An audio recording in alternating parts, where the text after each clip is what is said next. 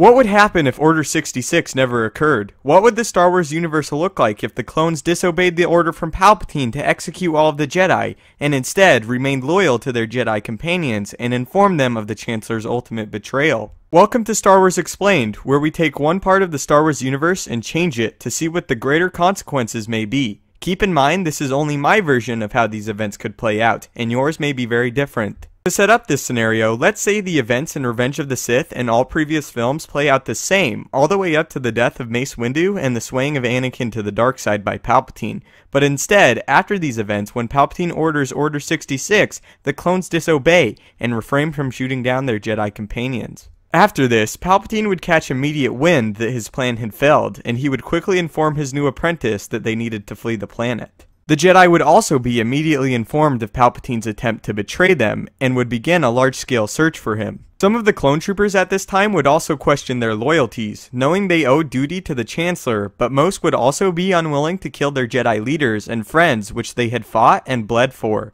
Palpatine, being a master of deceit, would convince the remaining separatists to stay calm, and instead of ordering Vader to execute them, he would convince them all was well, and that war would continue. He would then order them to remain hidden, and prepare all remaining battle droids for war. Palpatine would also take this time to console his newfound apprentice, and keep him under the guise of the dark side, saying the Jedi had betrayed them both, and although the plans had been foiled temporarily, new ones were in place. Meanwhile, at the Jedi Temple, the remaining council members would gather and discuss the newfound betrayal of Palpatine and the turning of Anakin to the dark side of the Force. The Jedi would order a constant watch on Padme, since they would have investigated Anakin after his turn and deduced it was her Anakin had a relationship with, and one of the main reasons he stepped into the shadows. Anakin, now Vader, would be conflicted, wanting to reach out to Padme and retrieve her, but Palpatine would convince him otherwise, telling him it was too risky and that he had been apart from her before and remained fine. Anakin's fear would however begin to take over, exclaiming to Palpatine that there was less and less time to save his wife from death. Palpatine would become angered from his new apprentice's blindness and scold the new Sith for the weakness that was his wife. Palpatine would then inform Vader that retrieving Padme would mean death for both of them, and that he would do what he could to keep her alive, apologizing for his outburst and recommending that Vader train in the dark side. This would be to prepare for the imminent confrontation that was approaching, and for him to gain more familiarity with his newfound abilities for future use in retrieving his wife. Palpatine would then leave him to study. After this, secretly, Palpatine would depart Vader, now knowing full well he would struggle to fully control him unless Padme be killed. Padme would, however, be difficult to get to, and the Emperor would know this, but he would have a plan put together. Meanwhile, Padme would have been reunited with Obi-Wan and Yoda, and successfully given birth to two children, Luke and Leia. Padme would be sad, but her children would provide slight joy to her life. Quick note, seeing Anakin so evil to me is what truly made Padme as sad as she was, and made her lose the will to live. Since she does not see him here, she will have survived childbirth.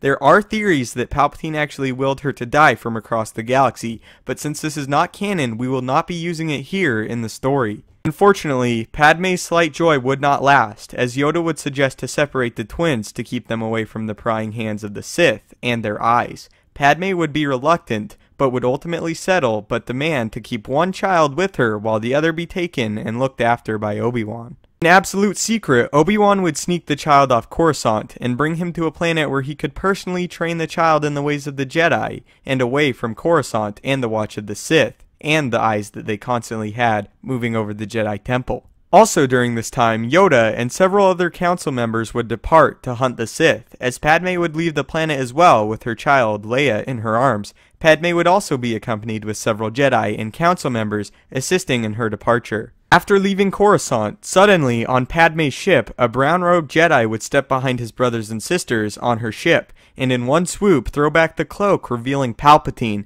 Palpatine would instantly ignite his saber and cut down two Jedi Masters as the others turned in horror. Another quick note, I always loved in the Darth Bane books how Darth Zana cloaked herself and actually walked among the Jedi at the temple as one of them, unnoticed. Since Palpatine studied many of her teachings and was already a master at this ability, I thought it was a cool idea to throw in, and I also thought it was a cool way for him to get at Padme and remove some of Vader's perceived weakness in his eyes. The remaining Jedi, too, instinctively would activate their lightsabers, and the Sith would cackle in pure bliss, lifting his saber above his head and cleaving down at the nearest Jedi as they looked up in shock. Padme would scream in fear, shooting up and retreating to the far compartment of the ship with her child wrapped tightly in her arms. Palpatine would quickly jump forward, blocking one Jedi strike with a flick of the wrist and impaling another. One council member would rush him, but would be met instantly with fatal torrents of lightning, disintegrating him where he stood.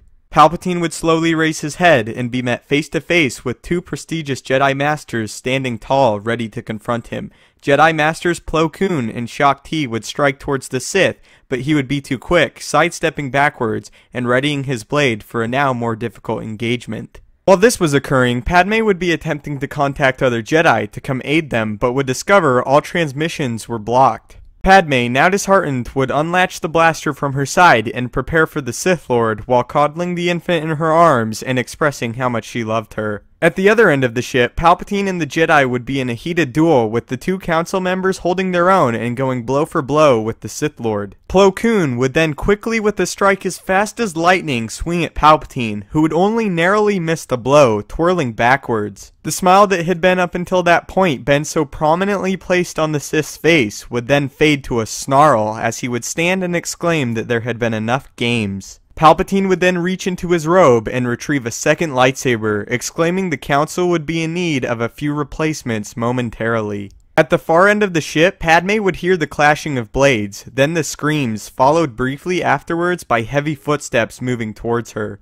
Plo Koon would then suddenly throw aside the door to the room Padme was in and yell at Padme to get back, only to be met with a red-hued blade through his chest. Plo Koon's now limp body would tumble to the floor as Padme raised her blaster to fire at the now hooded Palpatine, standing triumphantly in the doorway. But within the instant, the blaster would be torn from her grip and down the long hallway of the ship before even a single charge was fired. Palpatine would be overjoyed, filling the ship with laughter as he stared down at Padme and the young Leia in her arms. He would glare at Padme with piercing yellow eyes and tell her her child was destined to rule the galaxy with him and now Lord Vader, and that it was unfortunate Padme could not be around to witness their ultimate triumph. Slowly, the infant Leia would be torn from her mother's arms and into the cold arm of Palpatine as he lifted his saber towards Padme's face. He would then thank her for her years of service to him and the Republic and strike her down, leaving the ship with Leia wrapped in his arms as he headed towards Lord Vader. On the other end of the galaxy, Obi-Wan would be staring in the distance on an alien planet, contemplating his next move, when suddenly he turned around to be met by a baby Luke hysterical in his cradle. Obi-Wan would then approach the child and pick him up, comforting him as they cried together. Obi-Wan would tell the young child that they would fix things, and that he would train him to one day become a Jedi like his father was, and that the day would soon come where there would be peace in the galaxy yet again. Okay, so that's where I'm going to end it. I really had a big picture story plan for this because I think Order 66, that event, is really important to the Star Wars universe, especially the extermination of the Jedi, and just throwing that out changes it drastically, possibly even more drastically than any other what if we've done so far. So stay tuned, I will have a part 2 and maybe even a part 3. As for now, thank you so much for watching and I hope you guys enjoyed.